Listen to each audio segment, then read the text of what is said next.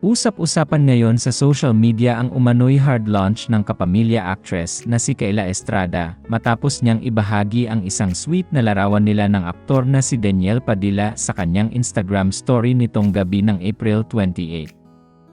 Sa naturang larawan, makikitang magkayakap ang dalawa habang parehong nakangiti at tila komportable sa piling ng isa't isa.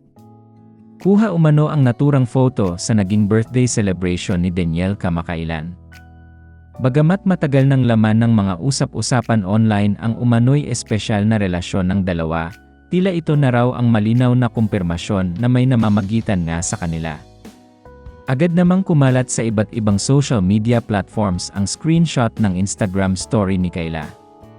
Marami ang natuwa at kinilig habang ang iba naman ay nagulat sa biglaang pag-flex ng aktres kay Daniel. Sa loob lamang ng ilang oras, umani na ito ng libo-libong reaksyon at komento mula sa mga netizen. Ayon sa isang netizen, wala na mga mami, tuluyan ng lumayag ang barko nila. Habang ang isa naman ay pabirong nagsabi, hindi ko kayang magalit kay Kayla. Ang ganda-ganda niya kasi. May ilan ding napansin ang tila mahigpit na pagkakayakap ng dalawa sa larawan.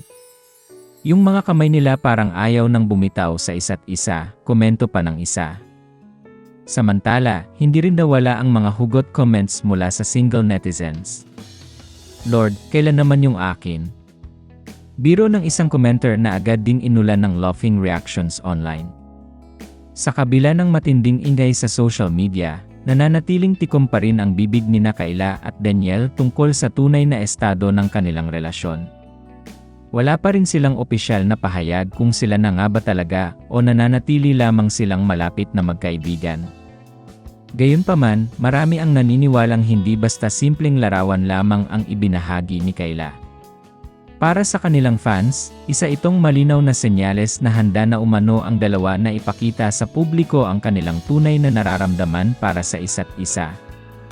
Sa ngayon, patuloy pa ring pinag-uusapan online ang sweet moment ng dalawa, at marami ang nakaabang kung susundan pa ito ng mas marami pang pasabog mula kina Kayla at Daniel sa mga susunod na araw.